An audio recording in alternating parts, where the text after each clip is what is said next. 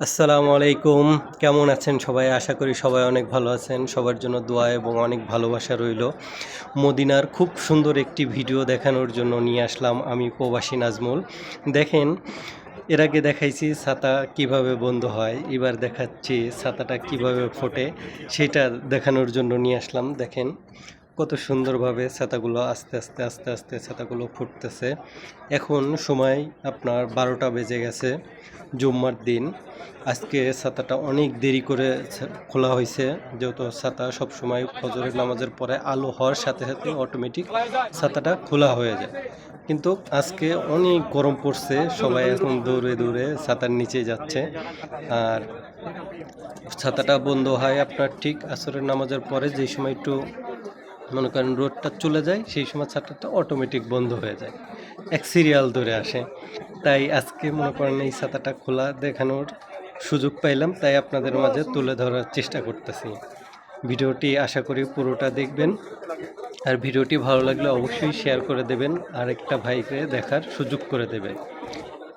যেহেতু অনেক ভাই ব্রাদার আছে, বোনরা আছে, তারা এই ভিডিওগুলো এইসব দেখতে পারে না, তাদের মাঝে দেখানোর জন্য আমি এই ভিডিওটা করতেছি। দেখেন অনেকটা খোলা হয়ে গেছে ছাতাটা, মাশাআল্লাহ কত সুন্দর লাগতেছে। যে এই ছাতাটা তৈরি করছে আল্লাহ তাআলা, তার মাথায় কত বুদ্ধি জ্ঞান দিছে, আলহামদুলিল্লাহ। দেখেন ছাতাটা কত সুন্দরভাবে খুলতেছে, আর যে সময় বন্ধ থাকে সেই সময় মনে করেন কেমন থাকে, আর খোলার পরে দেখেন আস্তে আস্তে। তাও দেখেন একটা ছাতা প্রথমে পুরোটা খুলে, তারপর আরেকটা ছাতা আস্তে আস্তে ওইটার নিচেই যায় লেগে যায়, যাতে মাঝখানে কোনো গ্যাপ না থাকে। বৃষ্টি পড়লেও ওইটার পর পরে আর এইটার পর পরে নিচেই যাতে না পড়ে। মাশাআল্লাহ কত সুন্দর সিস্টেম করছে, দেখলে দুনো জুড়াইয়া যায়।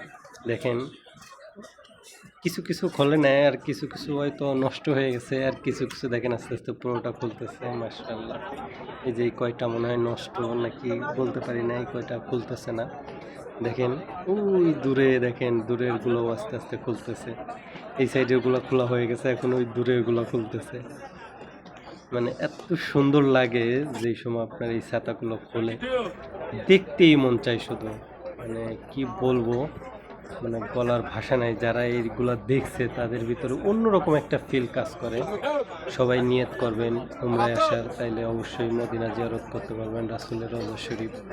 সবারই একটা আশা থাকে রাসূলের রওজা শরীফ জিয়ারত করা, আল্লাহর ঘর কাবা ঘর জিয়ারত করা। সবাই নিয়ত করবেন বেশি বেশি করে, যাতে আল্লাহ তাআলা সবাইরই তৌফিক দেয়। আমার জন্য দোয়া করবেন, আল্লাহ তাআলা যেন আমাকে ভালো রাখে, আপনাদের ভালো মন্দ সব ভিডিওই আমি আপনাদের মাঝে তুলে ধরতে পারি। দেখেন এখন পুরোটা ছাতা খুলে গেছে, মাশাআল্লাহ কত সুন্দর লাগতেছে।